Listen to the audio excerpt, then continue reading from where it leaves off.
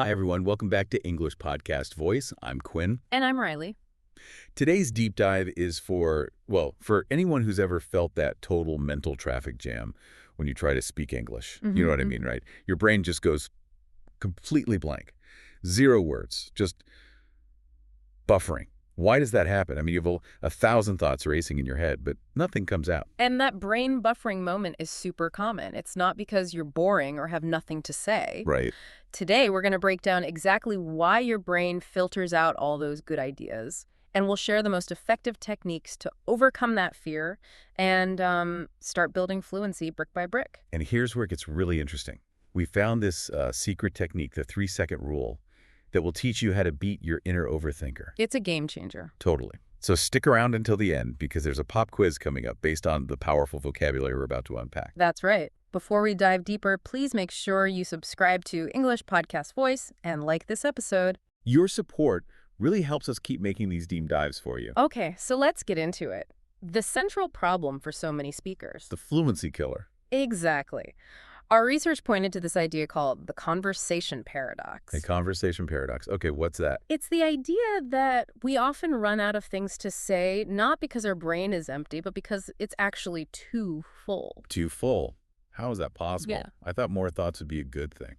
Well, it's because it's over-filtering everything. It's about cognitive overload. Let's say someone asks you a simple question like, how was your weekend? Okay, yeah, that's my nightmare question. Your brain, trying to be helpful, gives you maybe 5 different answers in a split second. Exactly. It gives me all these options. I lost my keys. I cooked a nice dinner. I watched a movie. I went for a walk. 5 perfectly good ideas. Right. But then your internal critic, that little voice in your head, it takes over. Ugh, I know that voice. And it starts analyzing everything. Idea 1, losing keys. That's too boring. Idea 2, dinner. That needs complicated past tense verbs. Idea 3, the movie. I can't remember the actor's name. And while all of that is happening, the other person is just staring at me. Precisely. You spend 10 seconds trying to find the perfect answer and the perfect grammar, and the social window for replying just closes. So I panic, I freeze, and I just say, nice, or it was fine. And you feel like you missed a chance to connect. It feels like that internal critic is an overworked security guard. Instead of just checking IDs, he decides there are too many people in line and tells everyone to just go away. That is a spot-on analogy. And that whole filtration process, it starts with this desire for perfection, but it just becomes paralysis. So how do we fix it? Where does it start? Well, the sources say the problem often starts with waiting. We wait for the perfect moment. We wait until we feel ready or, fluent before we speak. And that waiting, that stalling, that's just fear wearing a costume, right? Right. That's exactly what the sources called it. Stalling is the sneakiest way of wasting time. You think you're being productive. Oh, I'm so guilty of this. Right. You buy the textbook, you organize your notes. I've spent hours color-coding my study plans. I mean, hours, making everything look perfect. But then I realize I haven't actually spoken to a real person in weeks. So that planning without any action is just avoidance. It's avoidance dressed up as being a good student. Exactly. Planning feels safe. But our sources all stressed one thing. Messy action is still action. Messy action. I like that. You won't feel fluent first. Fluency isn't a feeling you wait for. It's something you build brick by brick with small, messy efforts. You have to break the fear with action. I love that quote. Fear doesn't shrink on its own. It's like, standing by a swimming pool and spending an hour thinking about the perfect way to dive in. When really you just need to jump. You just need to jump. Another huge trap they mentioned is the comfort zone. It sounds nice, right? Warm, safe. It sounds great. But if you stay there too long, it stops being a comfort. It becomes a cage. Your world gets smaller. A cage. Wow, that's a powerful way to put it. Because when I stay in my comfort zone, I do feel safe, but I also feel regretful later. And there's a biological reason for that. Confronting that fear, the fear of making a mistake, it triggers a real fight-or-flight response in your brain. Your body thinks speaking imperfect English is a threat. So my brain is literally trying to protect me by keeping me quiet. Yes, but the cost is huge. The longer you delay stepping outside that cage, even with what you call clumsy English, the harder it gets. So what's the takeaway here for everyone listening? Stop waiting. Stop waiting for the stars to align. Speak now. Even if you trip over your words, those messy moments are proof that you're actually learning. Right, and that's how you build What's that word? Momentum. We'll get to that later. But first, let's talk about the feeling that stops us. Okay. Wait, you used the word overwhelming a little while ago. I hear that all the time. But what does it really mean in plain English for our listeners? That's a great one to unpack. So, overwhelming, it's an adjective. It means when something is just too intense or too difficult or simply too much to handle. Okay, too much. Yeah, your mind feels completely full, like a sponge that just can't soak up another drop of water. It makes you want to shut down. So like trying to learn 100 new words in one day would feel overwhelming? Exactly. Let me give you a few examples to really lock it in. Okay. For a formal example, the amount of data presented in the meeting was overwhelming, making it difficult to make a decision. Got it. For a casual one, studying for 3 exams in one day feels totally overwhelming. I've been there. And a funny or weird one. The cat's love for me is sometimes overwhelming. It follows me everywhere, even into the shower. Huh. Okay, let's try a quick role play. I want to try using it. Go for it. You start. Okay.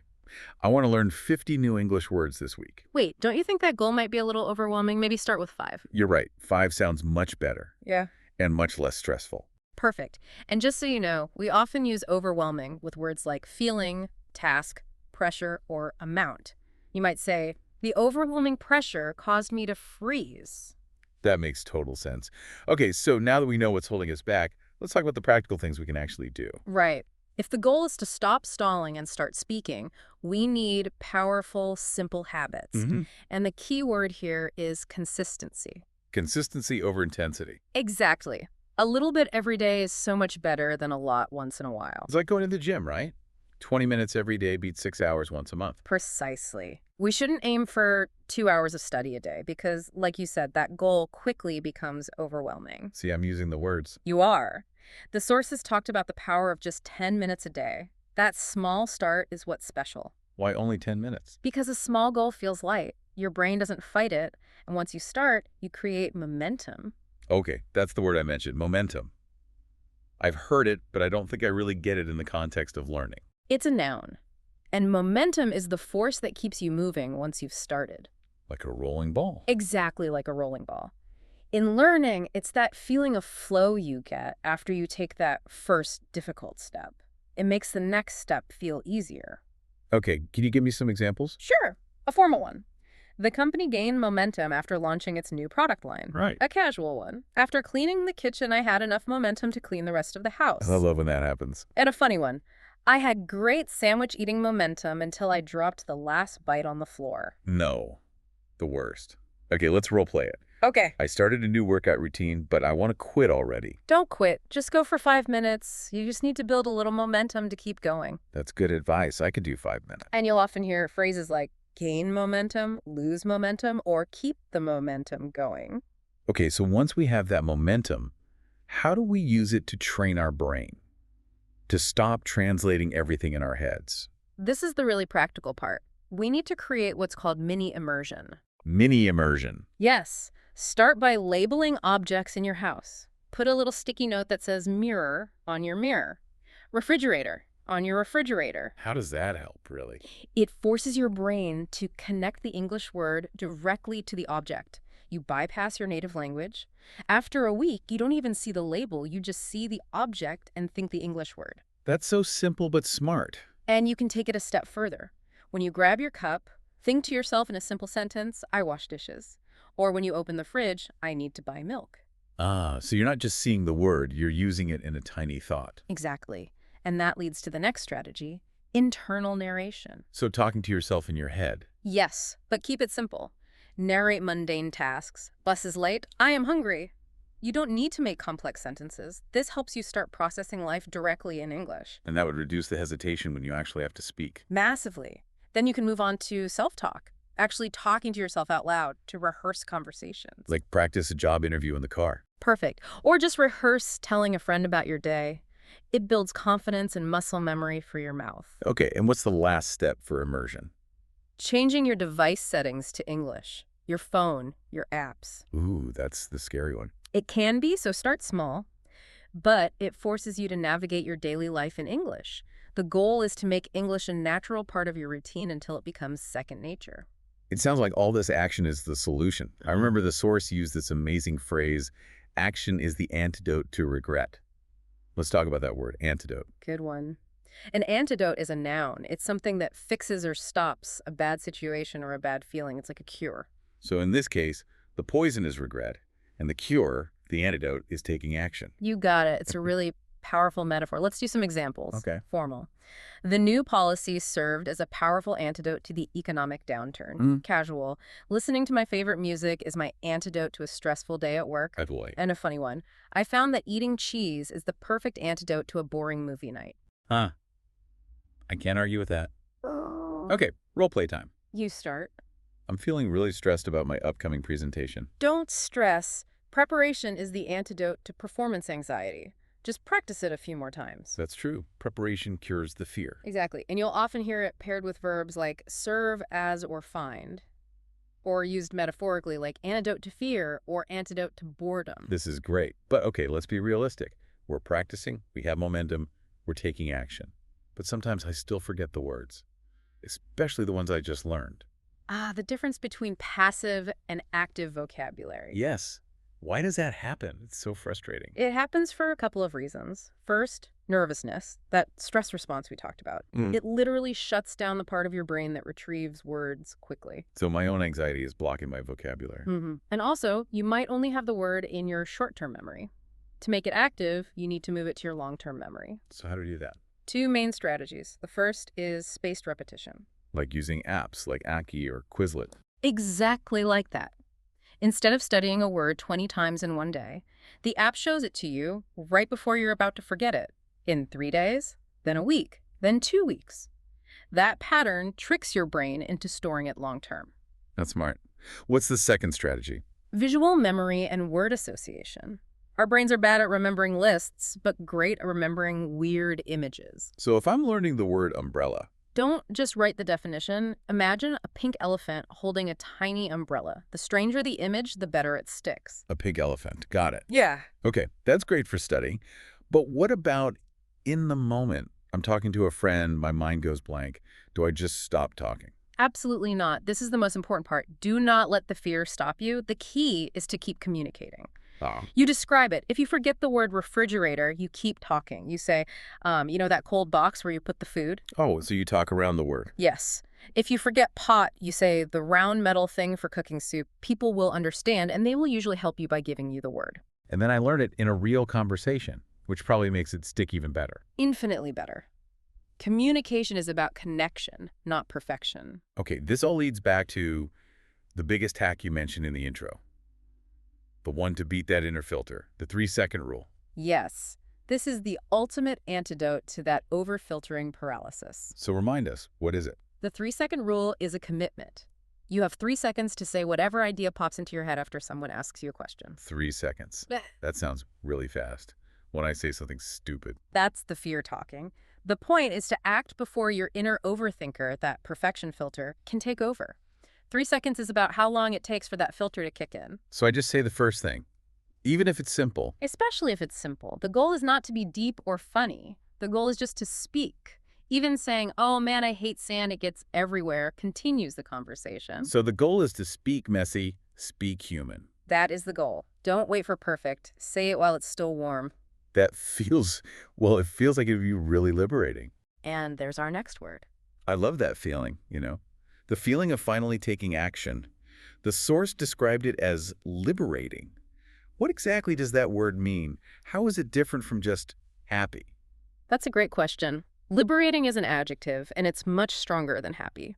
It means feeling free and relieved, specifically from something difficult or restrictive. So freedom from a burden. Yes, freedom from a heavy emotional burden or a restriction. It's the feeling of breaking out of that cage we talked about. Let's do some examples. Blame on me. Formal. The decision to resign and pursue her own business felt deeply liberating. I can imagine. Casual. Finishing that huge, overwhelming project was incredibly liberating. Oh yeah, the best feeling. And a funny one. Finally shaving my huge, uncomfortable beard felt absolutely liberating. Okay, let's try the role play. You start this time. Okay.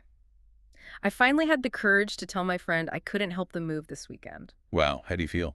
Honestly, it's so liberating to say no sometimes. The pressure is just gone. That's huge. Yeah. And we often use liberating with words like feeling, experience, or act, right? Spot on. A liberating experience. Okay, now it's time for the segment where I ask the dumb question for everyone listening. There are no dumb questions. Can I say it like this?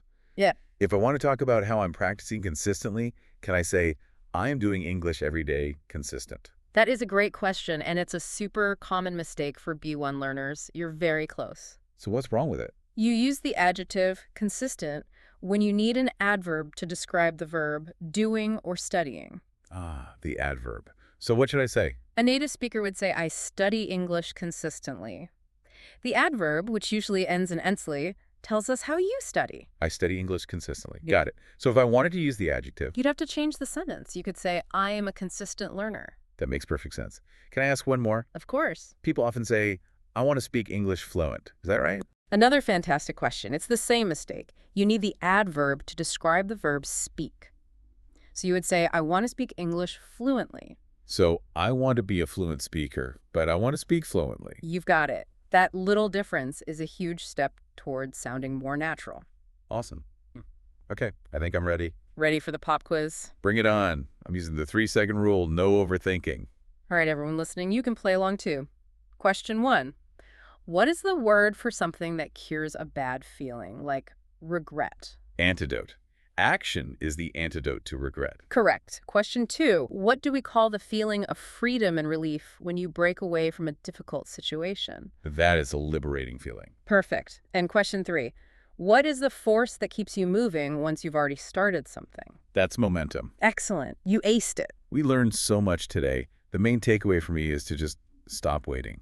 Momentum starts with tiny steps. Action is the antidote to regret, and taking that action feels so liberating. Which leaves me with one final thought for everyone to consider. Okay. If mistakes are actually necessary for growth, if they're the proof that you're trying, then why are we all still treating them like failure? Wow. That's a deep question. Remember, if you're not making mistakes, you're probably not speaking enough. That's a powerful final thought. Mm-hmm. Okay, your micro challenge for today. The antidote to stalling is action. Use one of our new words, antidote, momentum, or liberating in a text message, or just say one sentence out loud to yourself right now. And don't forget to like and subscribe to English Podcast Voice. I'm Quinn. See you next time. And I'm Riley. Bye.